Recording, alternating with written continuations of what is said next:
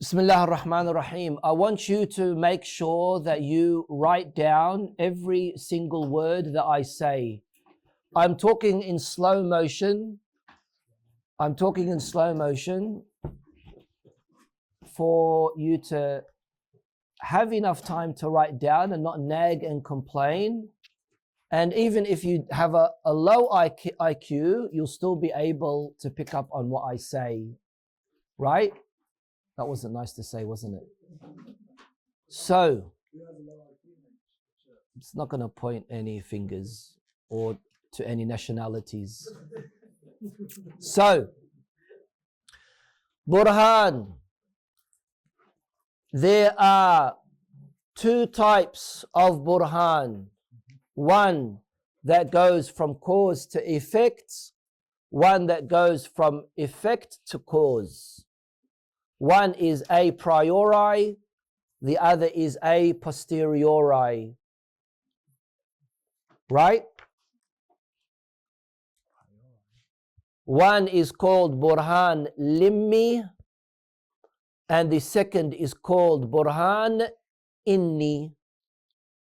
Limmi, it's called Limmi because it says lima. It's asking lima. Why? Why is it that, for example, the sun is out and therefore it is daytime, right? The sun is out and therefore it is daytime. You went from the cause to the effect. The other way is by you saying it is daytime, therefore the sun is out. You went from effect to cause. One is going from the illa to the ma'lul, and the other is going from the ma'lul to the illa. Here, in al-Burhan al-Limmi, it's all about the middle term. It's all about the middle term.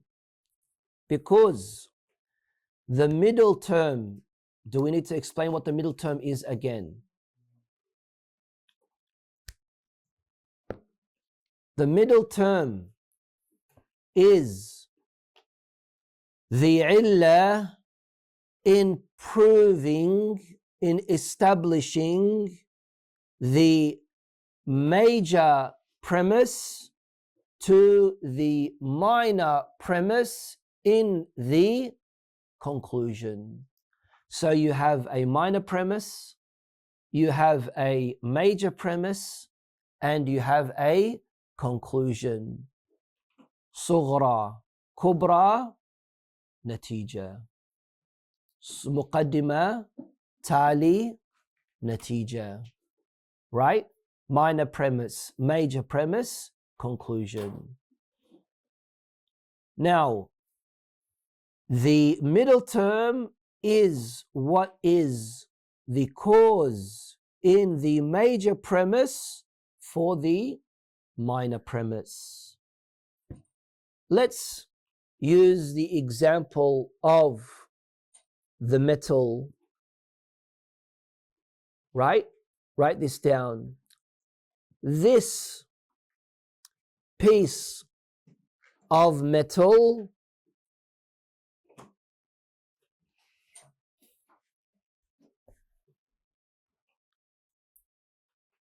has high temperature.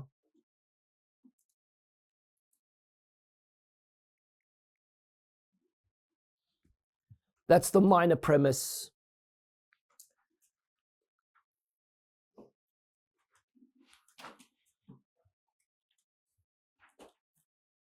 Major premise.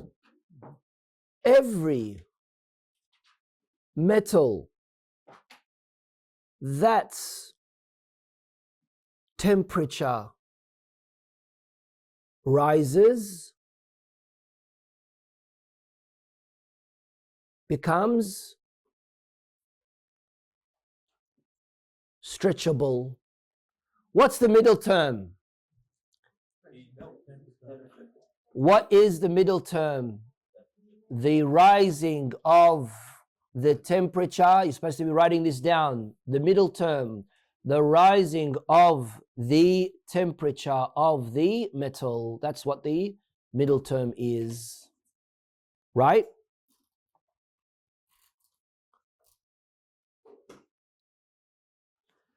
So the rising of the temperature in the metal. Of the metal. Of the metal. Of the... And that is the cause, that is the illah of proving the major term, which is the stretching of hadids, or the stretching of metal. Proving, that is the illah of proving, of establishing the major term, which is stretching of metal, to the minor term, which is this piece of metal in front of you, right?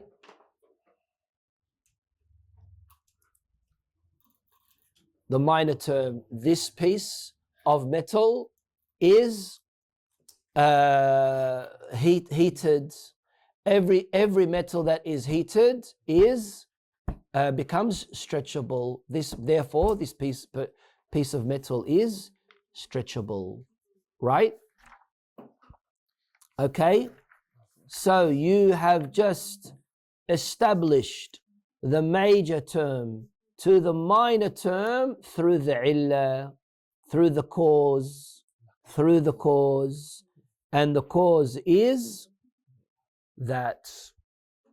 Okay?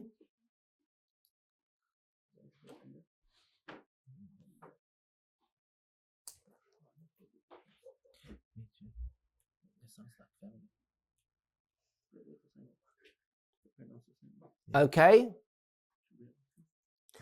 Now there's something that's really, really important, and that is what they call, and I want you to look it up.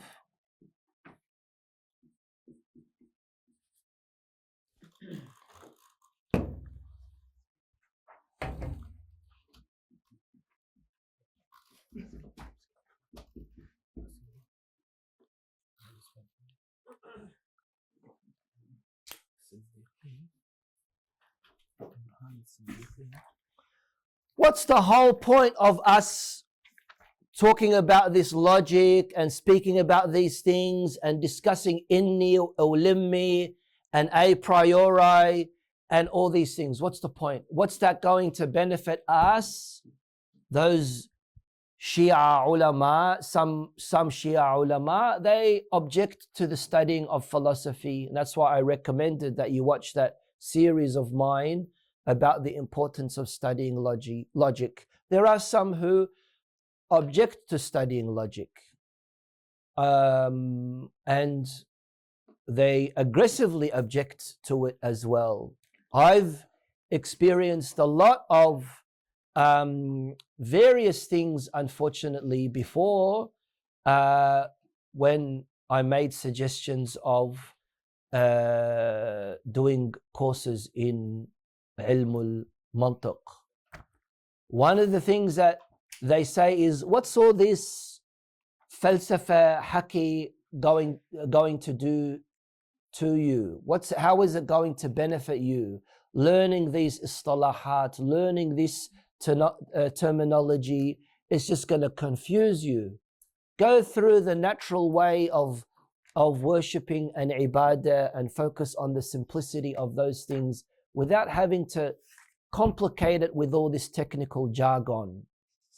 The answer is that could be beneficial for many of us, but some of us want to have a more systematic way of how to prove the importance of rational thinking in establishing certain necessities, one of them being the necessity of worshipping God.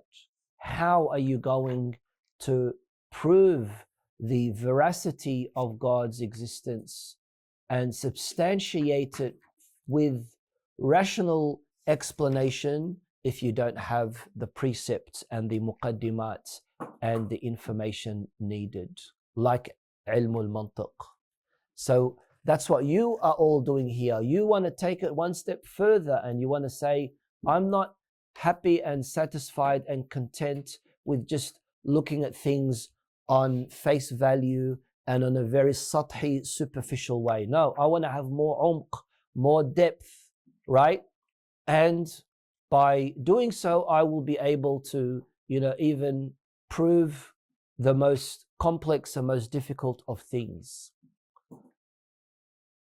One of the benefits of why we study logic, one of the many benefits of why we study logic, is that logic is a ilmun ali. Ilmun ali means it's an instrumental science. It's not studied for itself. It's studied as a tool. You don't go to Bunnings and buy a drop saw. Is that what they call it? You don't go to Bunnings to buy a drop saw so you can put it on display in your house. You buy it to cut up wood and use it to build a house. Was that good, Mehdi? Vava. Do that Pakistani thing. Right? It's a ilmun ali. It's a ilmun ali. It's an instrumental. You're using it for other means. And that's why you have to go through this waj'at ras and this headache, because there are other times where you're going to use it. I've mentioned this a million times to all of you. I said later on, inshallah, when we're doing philosophy, when we're doing more theology, when we're doing usul al-fiqh, when I say Burhan Limmi, straight away you'll understand it. Or when we speak about Burhan al-Siddiqeen, the Burhan that our Islamic ulama introduced, which is a very, very effective way of proving the existence of Allah subhanahu wa ta'ala, different to how other arguments have been given. Other arguments start through the inni way, go from effect to cause. They say, oh, look, there are trees, there's creation, therefore God must exist. Going from effect to cause. Burhan as-Siddiqeen is a limmi argument. It is a limmi argument. It is going from the khaliq, from the cause to the effects. And that's beautiful. That's astonishing in how our ulama were able to produce this kind of very, very sound arguments. That's why it's important. That's why we're pausing on this a little bit more than necessary. So that's what Burhan al-Limmi is. Then we have Burhan al-Inni. Burhan al-Inni. And al-Burhan al-Inni is that the middle term is not the cause for the greater term in establishing the minor term.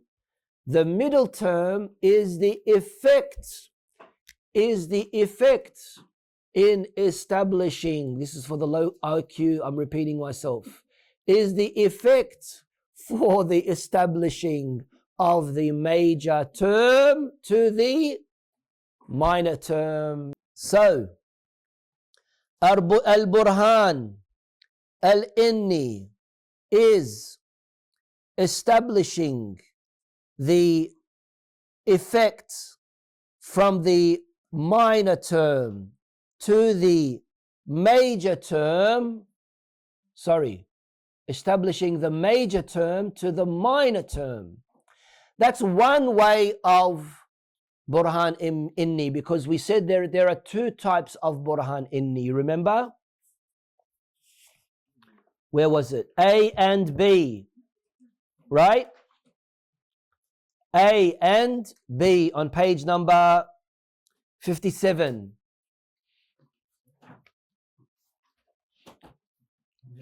Page number 57. A, it is establishing the middle term as the effect for the major term in establishing the minor term. What's an example for this? Write it down. This metal is stretchable. This metal is, I was just going to say stretchable again. This metal is pliable. And every pliable metal,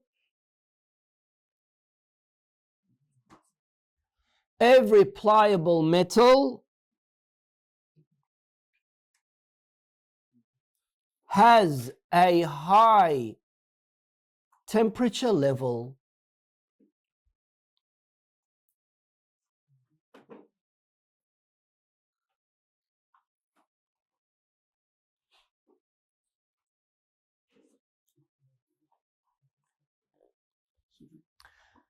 That's the major premise. What's the natija? What's the natija? This metal has a high temperature.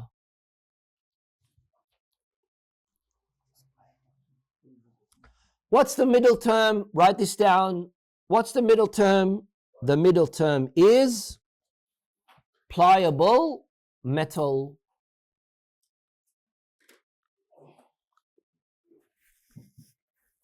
And that is the effect of the major term, which is high temperature, to the minor term, which is this metal. That is the effect of the major term, al-Hadd al-Akbar, which is high temperature, to the minor term, al-Hadd al-Asghar, which is this metal. So we went from the ma'lul, from the effect, to the cause. Second type, very quickly. The second type of a burhan inni, the second type of a burhan inni is that the middle term and the major term, the middle term and the major term are the effects for the one cause.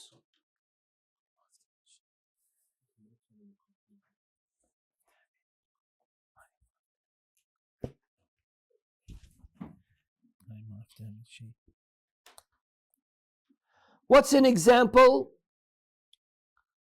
You say, you use the example of there is daytime and knowing that there is daytime, it means that there is a sun. And it's not cloudy. What?